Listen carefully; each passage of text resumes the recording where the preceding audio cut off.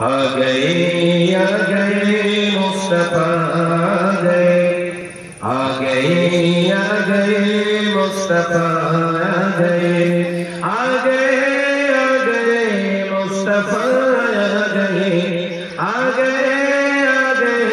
मुस्तफा आ गए मुस्तफा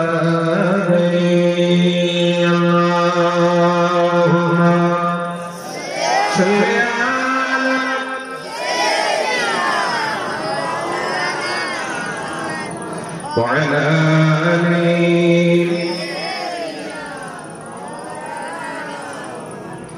ठंडी ठंडी हवा ही तो नेमत ठंडी ठंडी हवा नेमतों की हवा वही तो बिछड़े गए ओ तो आ गए मुस्तफा आ गए मुस्तफा आ गए मुस्तफा आ गए मुस्तफा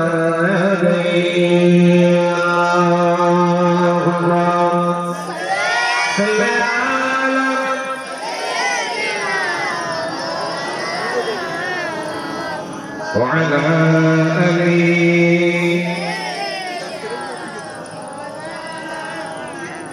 زمینوں آسماں ہی مچلنے لگی خوشیوں کا عیدوں بھی تو آ گئے مصطفیٰ آ گئے مصطفیٰ آ گئے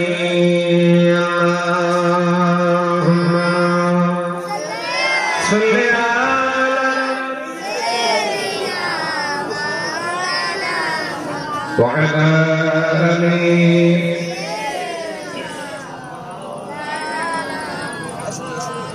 ওই পাহাড়কে যদি প্রশ্ন করো সৃজন করেছে কে তোমাকে ভাষা হিদায়াত কি জবাব পাবে আমার প্রভু সে যে আল্লাহ মহান ওই সাগরকে যদি প্রশ্ন করো সৃজন করেছে কে তোমাকে ঢেউয়ে ঢেউয়ে তার জবাব পাবে আমার প্রভু সে যে আল্লাহ মহান যদি বলতে পারেন না কিন্তু বলতে পারেন না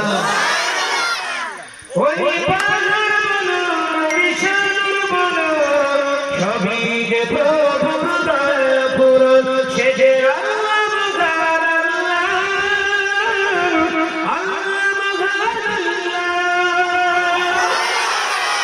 বলতে পারেন না কিন্তু বলতে পারেন না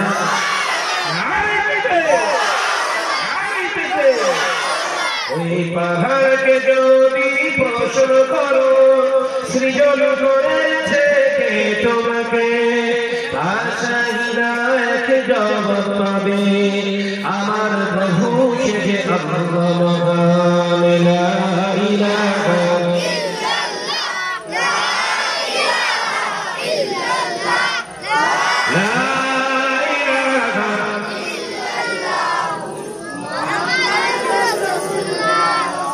খুঁটি বিহীন নীল আকাশে দেখি অপরূপ খেলা দিনের বেলায় সূর্যের আলো রাতের আলো তার মেলা বলতে পারেন না আর খুঁটি বিহীন নীল আকাশে দেখি অপরূপ খেলা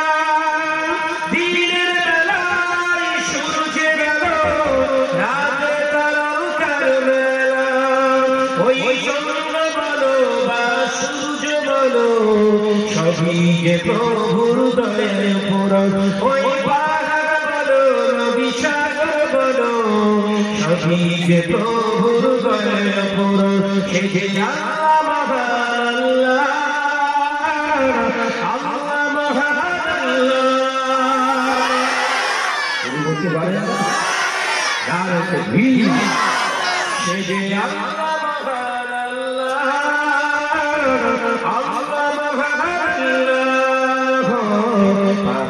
সাগরকে যদি প্রশ্ন করো সৃজন করেছে কে তোমাকে ভাষাহীনায় জবাব পাবে আমার প্রভু সে যে আল্লাহ মহান লা ইলাহা ইল্লাল্লাহ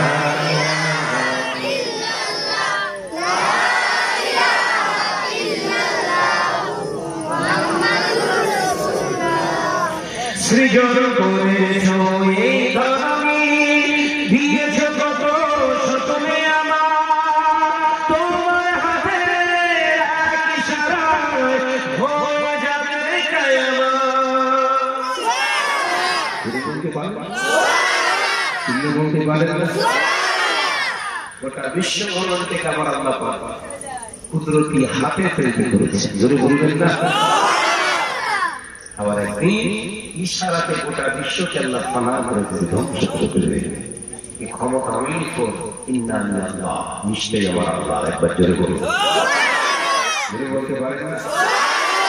সৃজন করেছ এই ধরনী দিয়েছ কত শতমে আমার তোমার হাতে এক ইশারায় হয়ে যাবে কিয়ামত।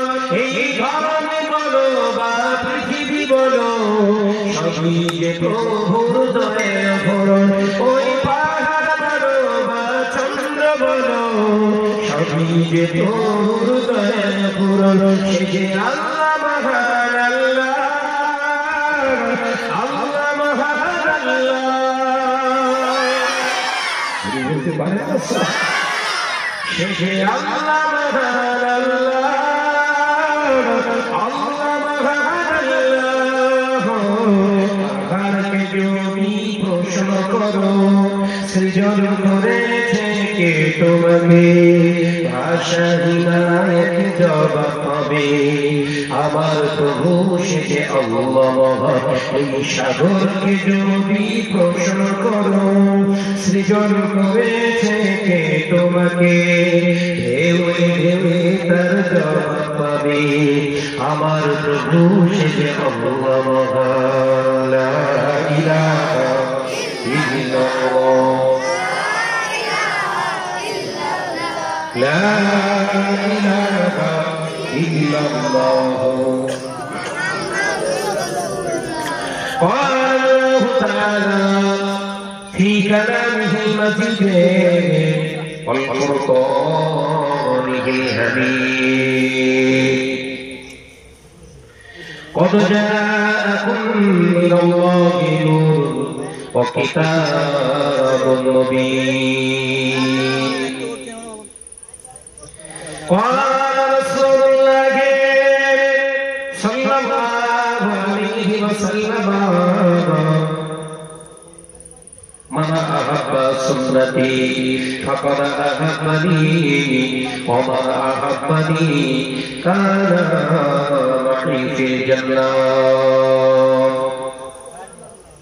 قال الله تعالى في آيات أخرى لقد كان لكم في رسول الله أسوة حسنة وقال رسول الله صلى الله عليه وسلم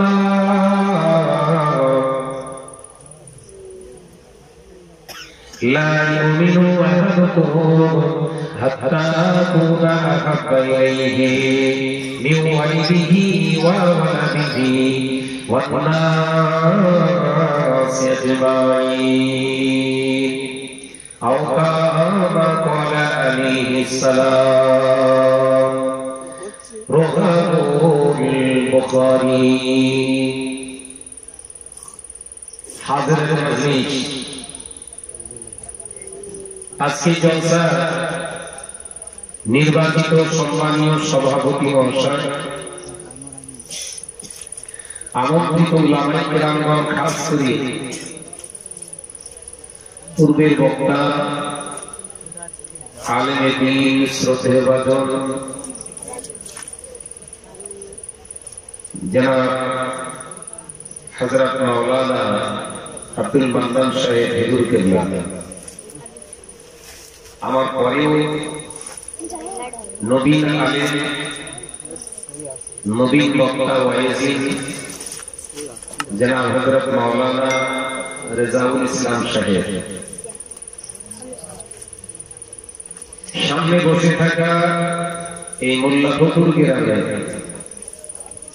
রহমতি সামিয়ানার নিচে বসে থাকা শ্রদ্ধেয় আমার মুরব্বিয়ান বন্ধুরা,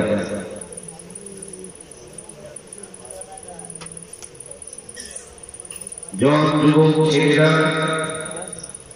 বর্তমানিসীনা, আমার স্নেহা গর্ভধারিণী জনমদুখিনী ধার্মিকা মা ও বোনেরা, আল্লাহ পাকের দরবারে জানাই লাখো কোটি শুকরিয়া যে আল্লাহ দুনিয়ার সমস্ত পাপাচার থেকে মুক্ত করে আমাদেরকে একটি রহমতের সামিয়ানার মজলিসে তার রহমতের চাদরের নিচে আল্লাহ বসার সুযোগ করেছেন। বলি সকলে আলহামদুলিল্লাহ। সালাত ও সালাম জানাই বিশ্ব নবীর দরবারে যে নবীর সৃষ্টি না করে আমার আল্লাহ কুল কায়নাতকে সৃষ্টি করতেন না। জোরে বলুন সুবহানাল্লাহ। সেই নবীর প্রতি জানাই দরুদ সালাম, উচ্চ আওয়াজে বলি সাল্লাল্লাহু তাআলা আলাইহি ওয়াসাল্লাম। সন্ধ্যার পর থেকে আলেম ওলামায়ে দ্বীন, হাফেজে কোরআন আপনাদের কাছে তেলাওয়াত করেছেন, আলোচনা করেছেন, কোরআন হাদিসের অনেক মূল্যবান তথ্য দিয়ে আপনাদেরকে বোঝানোর চেষ্টা করেছেন। আমি গুনাহগার মোহাম্মদ শাহনওয়াজ মন্ডল, আমি আপনাদের কাছে নতুন নয়, এর আগেও একবার মোল্লাপুর আল্লাহ আমাকে এনেছেন। আল্লাহ পাক এই যে মেম্বারে আল্লাহ বসিয়েছেন তার জন্য, তার হাবিবের জন্য কিছু কথা যেন আল্লাহ জবান থেকে বলিয়ে দেন। আরো জোরে বলি আল্লাহ। জলসা দেওয়া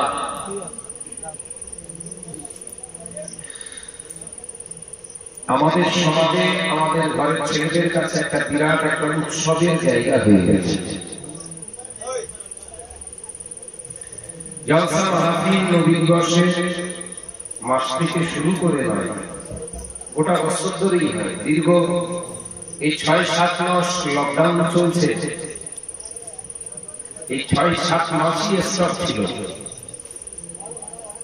যে একটু শীতলতা দিয়েছে সে আমার লেগে পড়েছে। ভালো কাজ করুন, আমি নিষেধ করবো না, কিন্তু শরীয়তের শর্ত হলো ভালো কাজ করার আগে আপনাকে ভালো হতে হবে। শরীয়তের শর্ত কি? ভালো কাজ করার আগে ভালো হওয়া। কারণ যদি আপনি নিজে খারাপ থাকেন আর করছেন ভালো কাজ,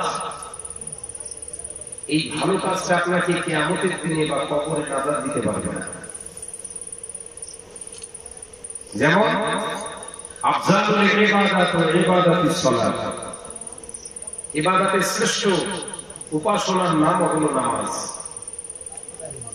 এই নামাজ যদি কেউ মন করে, কেউ যদি ইচ্ছা করে নাপাক অবস্থায় জুনুবি হালাতে যদি নামাজ পড়ে, সওয়াব হবে না গুনাহ? যেটা বলে ভালো কাজ করো, ভালো কাজটা আপনাকে ভালো করেই করতে হবে, ভালো হয়েই করতে হবে। ওই জন্য নামাজের শর্ত হল পবিত্রতা। নামাজের শর্ত কি? পবিত্রতা। পবিত্রতা হও, আগে পবিত্রতা অর্জন করো, তবে কি নামাজ না হয়।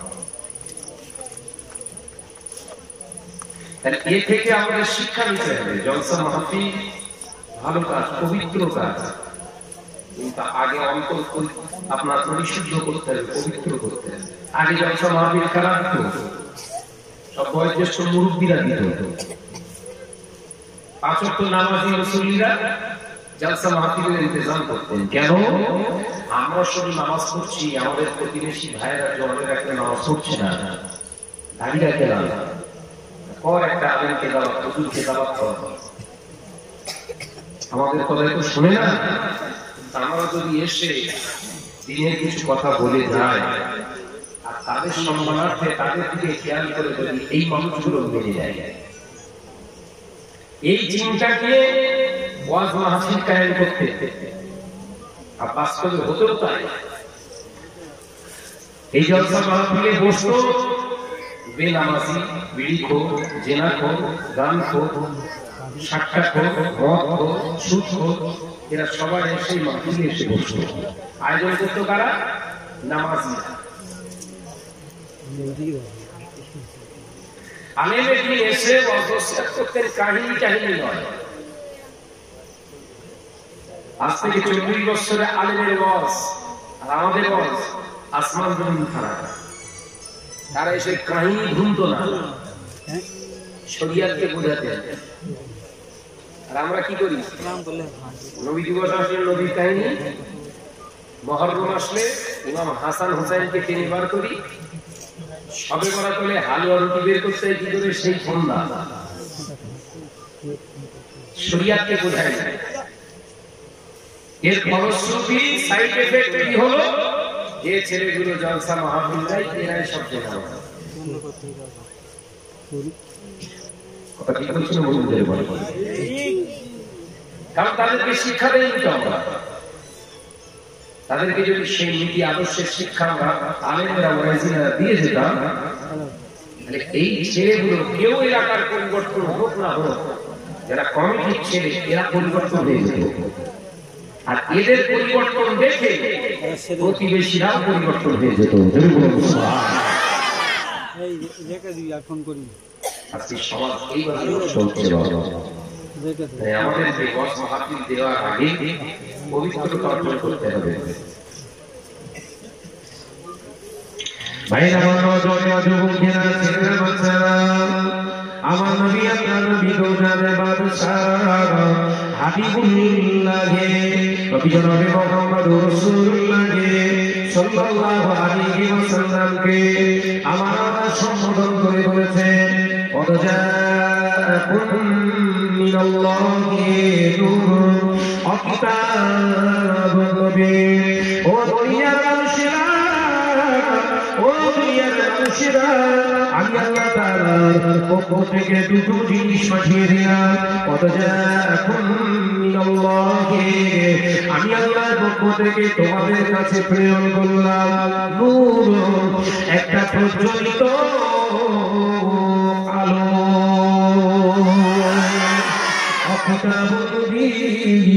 আর একটা হলো পরিস্ফুটিত কিতাব, আর একটা হলো পরিপূরক কিতাব, আর একটা হলো পরিস্ফুটিত শ্রেষ্ঠ কিতাব, যার নাম হলো ফুরকান। আল্লাহর তরফ থেকে দুটো নিয়ামত আমাদের কাছে পাঠিয়েছে। আলোচনা বুঝতে অসুবিধা হচ্ছে না কেন?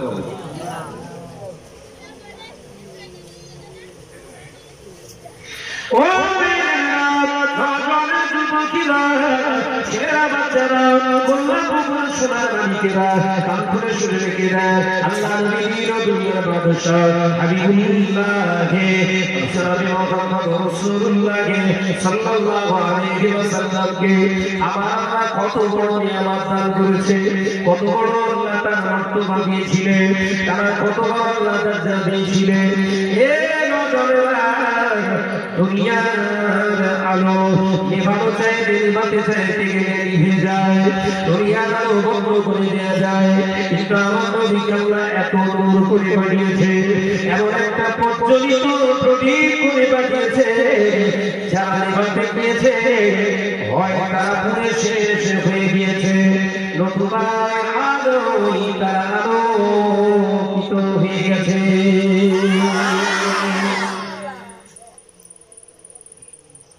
নবীকে যারা বন্ধ করতে চেয়েছিল হয় তারা সরকার হয়ে গেছে, শেষ হয়ে গেছে, আর নতুবা নবীর হাতে কলেমা পড়ে সেই নূরে নূরান্বিত হয়েছে।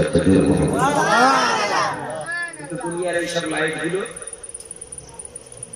একটা চট আনেন, পেপার আনেন, মুড়ের লাইট জ্বলছে, ওর বাইরে রশ্মি দেওয়ার মতো ক্ষমতা নেই আছে।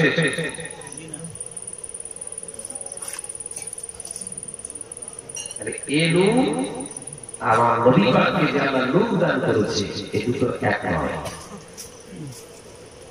কিছু কিছু ভাইরা বলে নবী আমাদের মতোই মানুষ, বলে না বলে না বলে তো আমাদের মতোই মানুষ। নবী যদি আমাদের মতোই হয় তাহলে কোন দিক থেকে আপনি বলেন একটা যুক্তি লজিক থাকার দরকার, কোন দিক থেকে? প্রথম টেস্ট করা যায় আমার নবী দেখাটা আমার আপনার মতো কিনা। নবী দেখা আমাদের দেখে এক।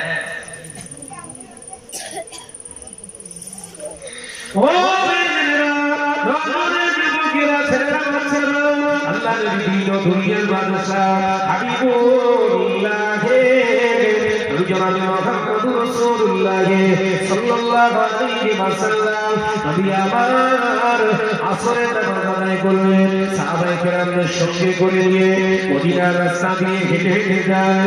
আল্লাহ নবী সাহাবায়ে কেরামদের সঙ্গে করে নিয়ে যেতে যেতে হঠাৎ এক জায়গায় রাসূলুল্লাহ দাঁড়িয়ে পড়লেন। আল্লাহ নবী দাঁড়িয়ে পড়ে সাহাবায়ে কেরামদেরকে আলোকপাত করে দৃষ্টি নিক্ষেপ করতে বললেন, ও আমার সাহাবারা, ও আমার সাহাবীরা, কেউ কি আছো বাবা? একটা খাজুর গাছের কাঁচা পাতা ডাল আমাকে গিয়ে কেটে দিতে পারো? আল্লাহ নবী বললেন, সাহাবী শেরে খোদা হযরত আলী কারামাল্লাহু দেখাবো। হুজুর আমার পাগলের মতো তীর গতিতে ছুটে গিয়ে একটি খাজুর গাছের পাতা কেটে এনে আল্লাহ নবীর সামনে এসে হাজির করলেন। আল্লাহ নবী ওই কাঁচা পাতাটাকে দুটো ভাগে বিভক্ত করলেন, দুটি জায়গায় পুঁতে দিলেন। জোরে বলুন সুবহানাল্লাহ। আলোচনা কিন্তু বুঝতে হবে, প্রত্যেকটা অ্যানসার হাদিস থেকে দেবো। একটা কত যা আপন নিয়ম নূর, যেহেতু বিশ্ব নবী দিবস হচ্ছে, নবী সম্পর্কে আলোচনা হবে, তবে কাহিনী না, আদর্শ নীতিমালা জীবন গঠন করার জন্য আলোচনা হবে।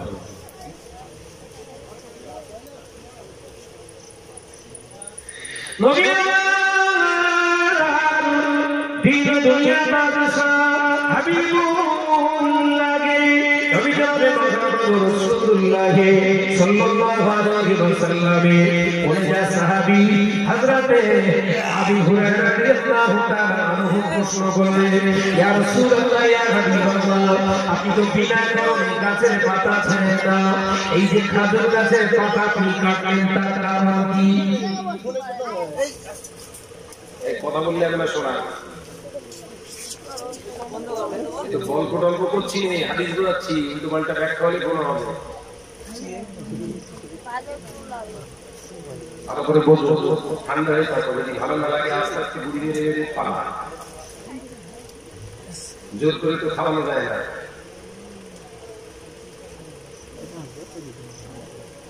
বিশ্বনবী সাহাবী প্রশ্ন করছেন, হুজুর আপনি এমনটা বললেন কেন? কারণ একটা আছে, কারণটাকে বলুন। আমি তো বিনা কারণে কোনো গাছের পাতা ছিঁড়তেন না, ছেড়ে না, আজকে এমনটা করলেন কেন? আবার ছিলেন খাজুর গাছের পাতা। আরব দুনিয়া মানুষের কাছে খাজুর গাছ অত্যন্ত অত্যন্ত অত্যন্ত মর্যাদাপূর্ণ গাছ, না গেলে বুঝতে পারবেন না।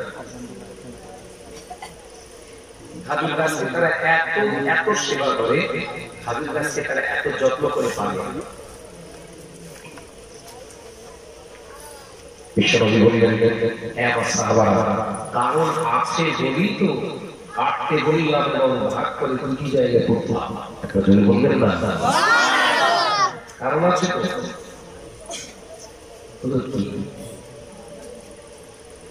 আমার সাহাবারা, এই দুটি জায়গায় খাজুর পাতা পুঁতেছে, দুটি জায়গা হলো দুটো কবর,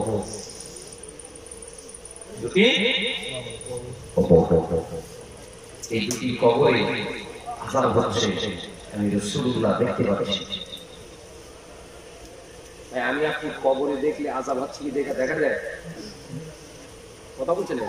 না না, নবীর দেখা আমাদের দেখা এক না।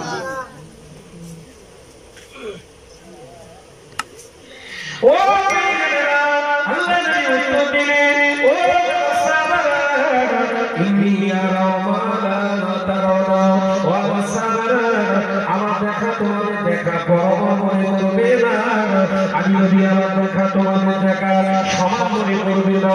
আমি নবী যতটা দেখতে পাই তোমরা তা দেখতে পাও না।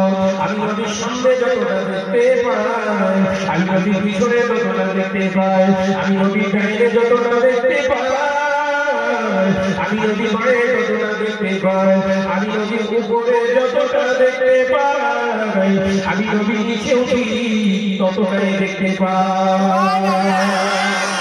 আরো জোরে বলুন সুবহানাল্লাহ। আমি রাসূলুল্লাহ দেখলাম এই দুইটি কবরে আযাব দেয়া হচ্ছে। আযাবের কারণে ছটফট ছটফট চিৎকার করে। তোমরা তা শুনতে পাও, দেখতে পাও না। আল্লাহ তাআলার 18,000 বছর তামাম পৃথিবীর জমিনে গাছ-গাছালি আছে, বন জঙ্গল, পাহাড়, নদী, যত কীট-পতঙ্গ আল্লাহ সৃষ্টি করেছে সব আমার আল্লাহ তাসবিহ জিকির করে। আরো জোরে বলুন সুবহানাল্লাহ। ও সাহাবারা, আমি রাসূলুল্লাহ চিন্তা করলাম এই আযাবটা ঠান্ডা করা যায় কি করে।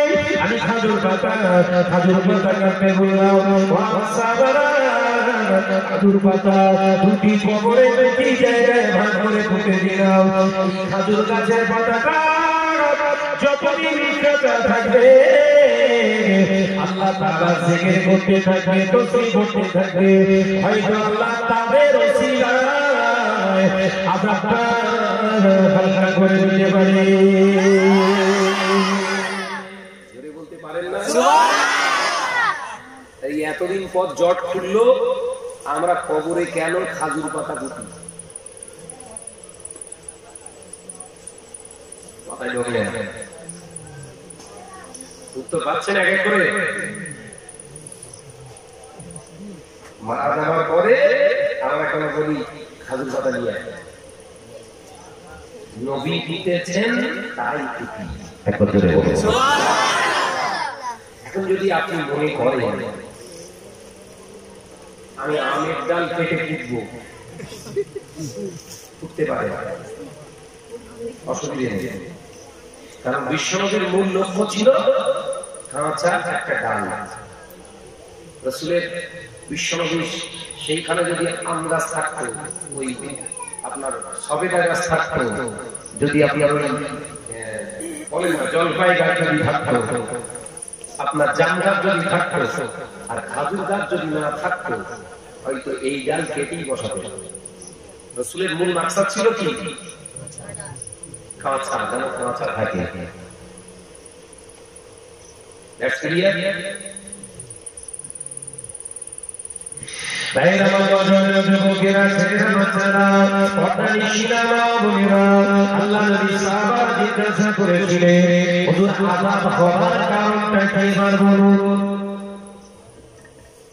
কি কারণে আযাব হচ্ছে? একটা মানুষের কবরে আযাব আল্লাহ দিচ্ছে, তার কারণটা কি? কি অন্যায় করেছে, গুনাহ কাজ করেছে?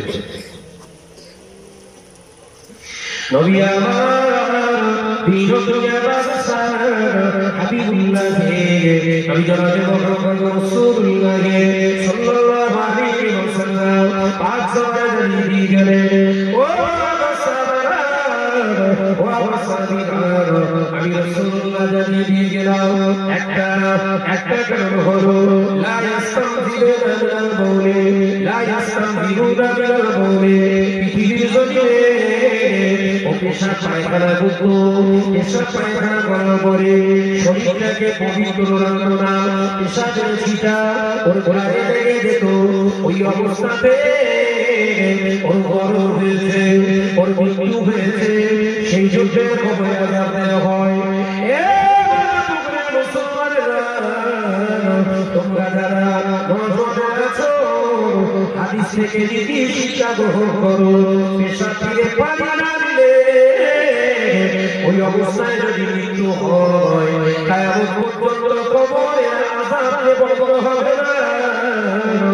এই হাদিস থেকে প্রমাণ পাওয়া যায়।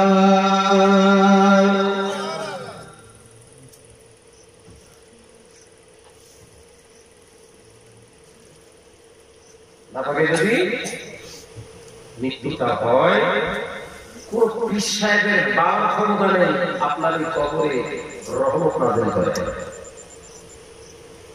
কোন দোয়া কাজ হবে না। নবী যখন বলছে হবে না, সেখানে কোন দোয়া চলবে না।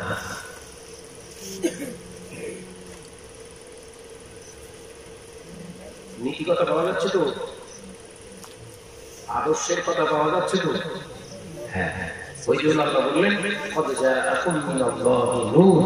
আমার পক্ষ থেকে একটা প্রজ্বলিত আলো তোমাদের কাছে প্রেরণ করেছি।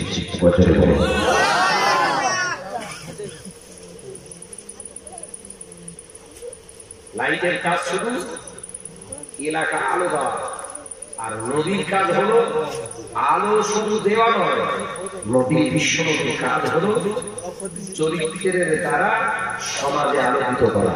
একবার জোরে বলবো, কোন লাইটের দাম বেশি? যে অন্ধকার দূর করে দেয় ওই লাইট, না যে চরিত্রের লাইট দিয়ে দেয়? কোন লাইট? নবীকে এখনো বুঝতে শিখলে না, কপাল কালো হয়ে গেল, কপাল কালো করে ফেললে বাপ, এখনো মনে মনে এরাদা করে আছে নবী আমার মতো। তোমার কবরে সেকেন্ডে সেকেন্ডে বাস করবে, তুমি বুঝতে পারবে না। একবার কবরে লোক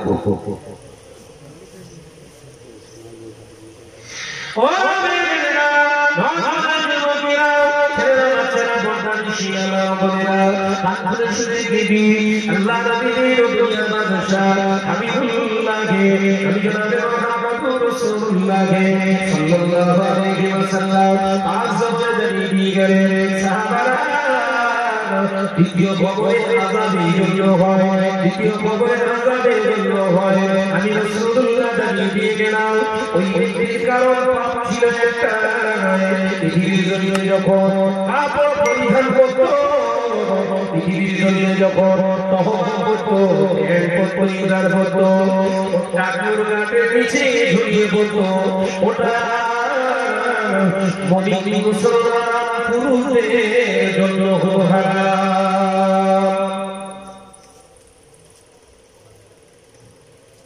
পাওয়া গেল? চরিত্র পাওয়া যাচ্ছে? আছে?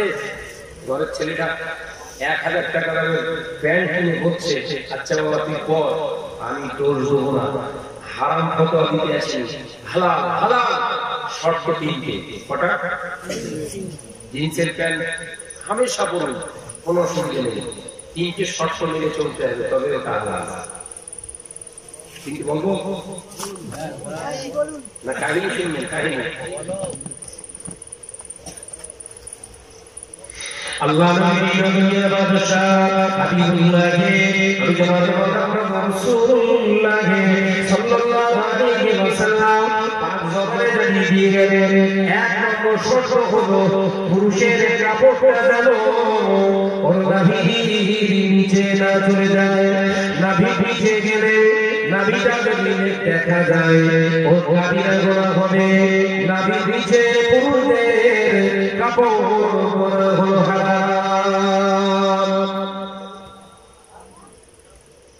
যত প্যান মালিক এখানে বসে আছিস রে বাপ, একবার চেক করে দেখ কি আগুন লাগিয়ে রেখেছে।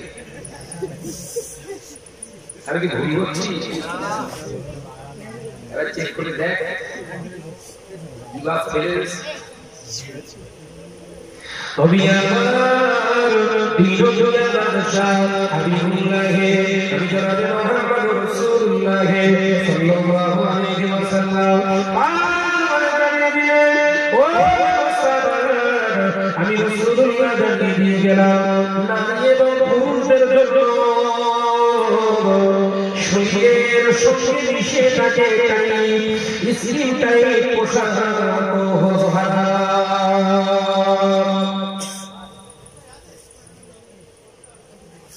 শুধু পুরুষদের জন্য না,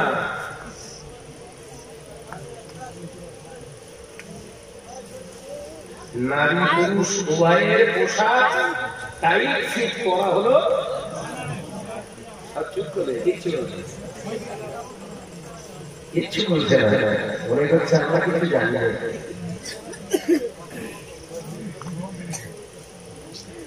কথা বলছেন না কেন?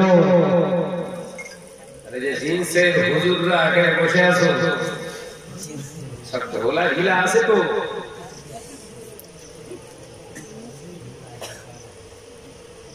আমি কিন্তু এখনো জিন্সের কাপড়টা হারাম ফতোয়া দিয়েছি, হামেশা হালাল, হামেশা হালাল, কোন অসুবিধা লা বাসা জায়েজ, কোন অসুবিধা নেই, জায়েজ বই বই বই বই বই বই ইল্লা শর্তন সালাসা, শর্ত তিনটে। আপনার ওই কাপড়টা, ওই তহবানটা, ওই প্যান্টটা পরা তিনটে শর্ত মেনে করুন, আমিও করতে পারবো, জায়েজ আপনার না জায়েজ। শর্ত কটা? এক নম্বর, নারীর উপরে থাকা চাই। দ্বিতীয় নম্বর, ঢিলা থাকবে। কিরম মোটা বোঝা যাচ্ছে? হাত কিরম মোটা বোঝা যাচ্ছে? আগেকার সব মুরব্বীরা পায়জামা করতো, তার ভেতরে আর একটা ঢাল ঢুকবে। কথা বলছেন?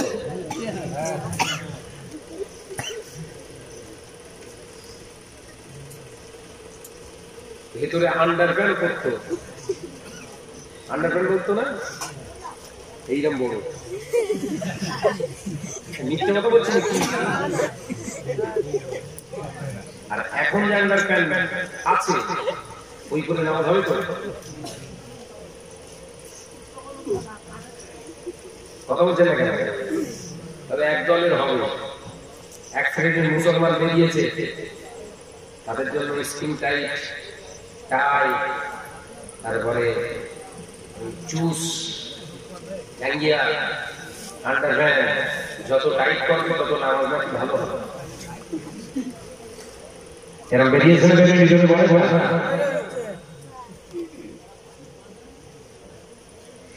ও ভগবানের জন্য কিনা ছেলেরা বাচ্চারা সব সময় যাও, আল্লাহ নবী পাক বলেন দিয়ে গেলেন এই কবরটা আযাব, দ্বিতীয় কবরটা আযাব অন্য কোনো কারণে হয় না। দ্বিতীয় কারণটা, দ্বিতীয় কবরটা আযাব হয় একটা কারণে, ও জীবনে যে কাপড় পরিধান করত ওই পুরুষটা টাকার গাঁটের নিচে, অর্থাৎ গোড়ালির গাঁটে, মেকুর গাঁটের নিচে ঝুলিয়ে বসবো। এই নজরা যুবকেরা, ওদের যে জিন্সের প্যান্টগুলো বেরিয়েছে, ও তো টাকার গাঁট থেকে আরো 6 নিচে ধরে। কথা বলছেন না কেন? ভুলক্রমে দাওয়াত দিয়ে ফেলেছি, সেটা ভোগ কর। আমি তো এই এরাদা ইচ্ছা নিয়ে কোনো জায়গায় আসিনি, আসবো না বলতে রাখ পর্যন্ত। আগের বছর যেন আমরা আসি, কারণ আগের বছর পর্যন্ত বাঁচবো এরকম একটা টিকিট আমার কাছে নেই। আজকে এখানে বসে আছি, এখান থেকে নামবো, জুতোটা পাই দেবো, সময় নাও থাকতে পারে, গ্যারান্টি নেই। তো গ্যারান্টি যখন নেই, আমাকে সেইভাবেই কথা বলতে হবে। সমাজের সমাদৃত হওয়ার জন্য, সমাজে প্রতিষ্ঠিত হওয়ার জন্য হারামকে হালাল বানাবো আর হালালকে হারাম বানিয়ে দেবো, ও শ্রদ্ধা আমার নেই, আমি পারবো না। তাহলে বিশ্বনবী পাক জবানে বলেছেন, বিশ্বনবী পাক জবানে বলেছেন যে পুরুষেরা পুরুষের কবরে আযাব হয় দুটো কারণ দেখালেন দুজনা। এক হলো পাক পবিত্রতা না থাকা, দ্বিতীয় আযাব টাকার পাটের নিচে তহবান ঝুলিয়ে পড়ার অপরাধ। এটা তো আমরা আজকে অপরাধ বলে মানি না। কথা বলছেন এখানে পাপ বলে মানি মানি বাবা মানি।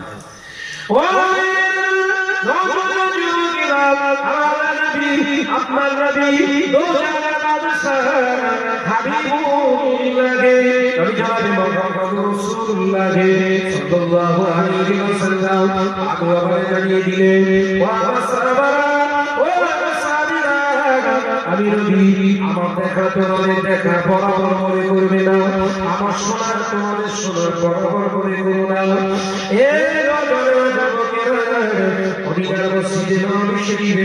আল্লাহ নবী চুক্তি মেরে বসে রইলেন।